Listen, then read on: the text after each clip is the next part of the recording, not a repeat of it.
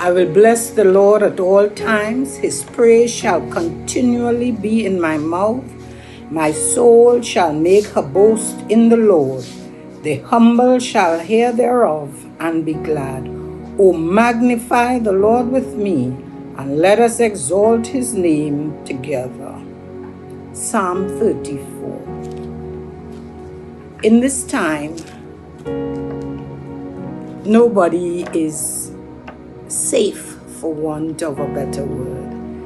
We all face an unknown enemy, as the Prime Minister articulated.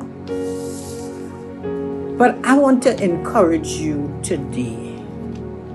And my encouragement is that the God whom we serve, he knows all, he sees all, and he is able. And so I look at 2 Timothy chapter 1. And Paul is writing to Timothy, a young pastor, whom he has nurtured, who has spent time with him in prison. And ironically, Paul is facing an imminent danger himself, because he knows this is his last. And so he writes to Timothy to encourage Timothy. And I find it very appropriate for this time. And Paul says in 2 Timothy chapter 1 and verse 12, "For I know whom I have believed, and am persuaded that he is able to keep that which I have committed unto the end, against that day." Not to the end, against that day. And so, let me for a few minutes say that we know whom we have believed. We are persuaded, and we must be persuaded. We must be encouraged. We must be settled and strengthened in what we believe.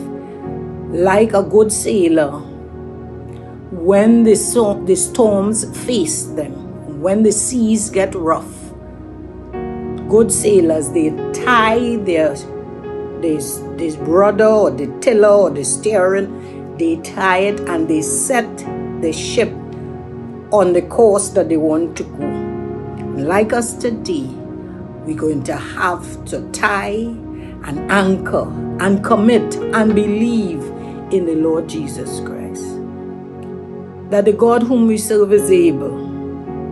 That the God whom we believe in is a strong tower and is a sure foundation. He will see us through. We can be comforted. We can be comforted that he is able, because we know him. And they that know their God will be strong and do exploits. We know him.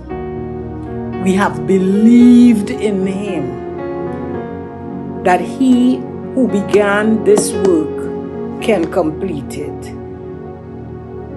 He is able to keep, Paul says. Now bear in mind, Paul is writing to Timothy. And Paul's old Timothy is a young man, and he's in his little experience. But he has had the benefit of strong mother and grandmother nurturing him in the word. So he's strengthened in the word. And today we need to be strengthened in the word, so that we can say, I know whom I have believed, and I am persuaded that he is able to keep, because he is able to keep. So let us be persuaded to hold on to that word, to hold on to that promise, that he will never leave or forsake us, that he will be with you unto the end. For those of us who have emotional issues, financial issues, this is the promise of God, that he has never seen the righteous forsaken or the seed out begging bread. He has promised that he will be with you to the end. Even as the disciples, when they were on the road to Emmaus and they didn't make him out, they walked with him. They said, "You ain't hear what's going on?"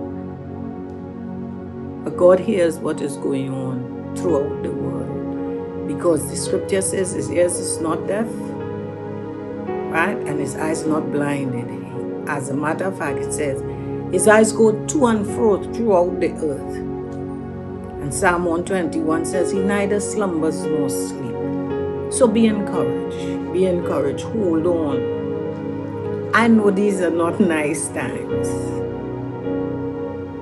but the God of the mountaintop is still the God in the valley. The God who brought you out of the last situation, he will bring you out of this situation. And he's a comforter. He is a comforter. He'll comfort you. He sent a song, a word, a person, a memory. But he's a comforter. And he's Abba Father. He loves us. He loves us. And it's because of his love we can believe in him. We can trust in him. And as the times shake and as things change, the unchanging God sits on the throne, not moved, not shaken, but holding fast.